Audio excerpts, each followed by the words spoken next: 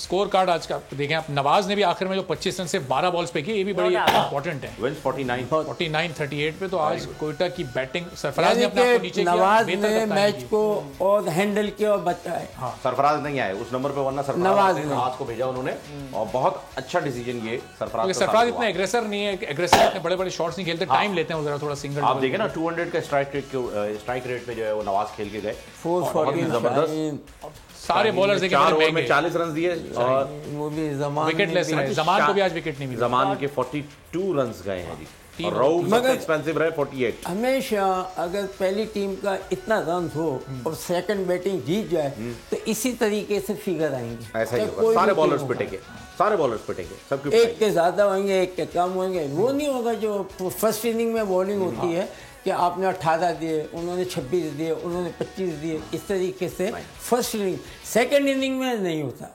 Second inning आपकी bowling है और बैटिंग हो रही है तो फिर बड़ा मुश्किल हो जाता है कि 10 ओवर में आप 10 रन दें या 20 रन दें।